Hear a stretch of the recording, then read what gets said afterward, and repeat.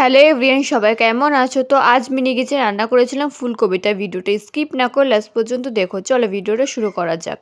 তো আমি আছি তোমার সাথে অর্পিতা, তোমরা দেখছো অর্পিতা ব্লগস। তো এখানে প্রথমে কেটে নিয়েছি ফুলকপিগুলো একদমই ছোট ছোট করে কেটে নিচ্ছে, না হলে কি হবে, ফুলকপিগুলো সিদ্ধ হবে না।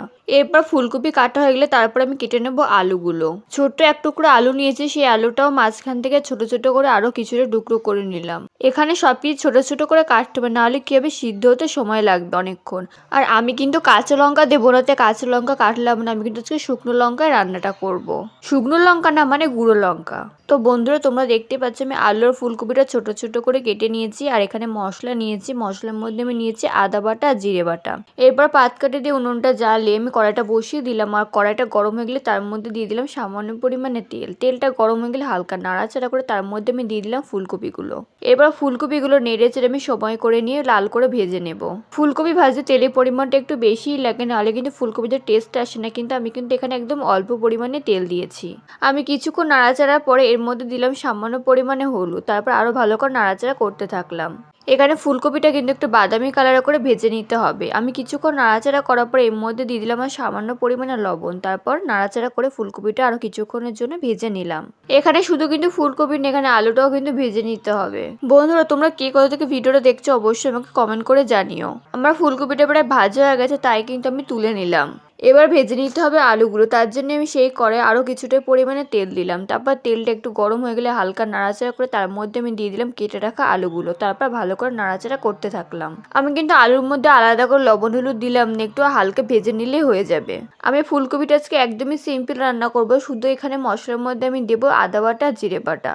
এদিকে আমার আলুটা ভাজা হয়ে গেছে, তাই আমি হালকা নেড়েচেড়ে আলুটা তুলে নিলাম। তারপর সেই কড়াইতে দিয়ে দিলাম আরও কিছুটা পরিমাণে তেল। তারপর তেলটা গরম হয়ে গেলে হালকা নাড়াচাড়া করে তার মধ্যে দিলাম সাদা জিরে। তারপর কিছুক্ষণ পর আমি দিয়ে দিলাম আদা বাটা জিরে বাটা। তারপর নেড়েচেড়ে কিন্তু আমি জল দিয়ে দিয়েছি। তার কারণ যেহেতু আমি তেলের পরিমাণটা একদমই অল্প দিয়েছি, সেহেতু না জল দিয়ে মশলাটাকে ভালো করে কষাতে হবে। এরপর আমি এর মধ্যে দিলাম সামান্য পরিমাণে হলুদ, সামান্য পরিমাণে লঙ্কার গুঁড়ো আর সামান্য পরিমাণে লবণ।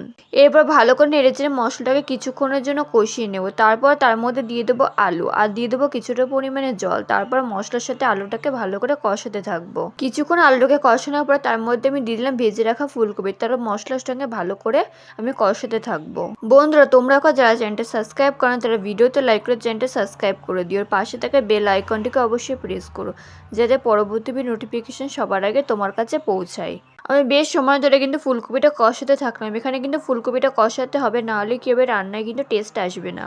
আমি কিন্তু মাঝে মধ্যে ফুলকপির মধ্যে অল্প পরিমাণে জল দিয়ে মশলার সাথে ভালো করে ফুলকপিটা কষিয়ে নিচ্ছিলাম, কারণ জল না দিলে কি মশলাটা না তলায় লেগে যাবে।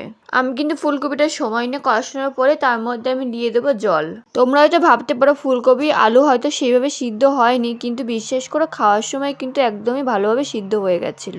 আসলে আমি সবকিছু একদমই ছোট ছোট করে কেটেছি, সেহেতু সিদ্ধ তো হতেই হবে।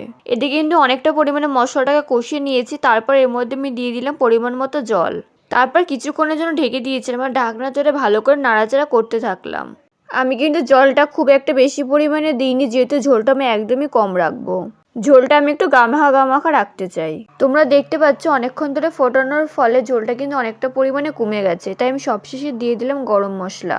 এরপর হালকা নেড়ে চেড়ে নেবো। ব্যাস, এবার নামিয়ে নিলে আমার রেডি ফুলকপি। তো বন্ধুরা, আজকের ভিডিওটা তোমাদের কাছে কেমন লাগলো অবশ্যই আমাকে কমেন্ট করে জানিও। আর ভিডিওতে একটা লাইক করে চ্যানেলটা সাবস্ক্রাইব করে পাশে থেকো। আজকের ভিডিওটা এই পর্যন্ত, দেখা হয় পরবর্তী ভিডিও। ততক্ষণ পর্যন্ত সবাই সুস্থ থেকো, ভালো থেকো, বাই।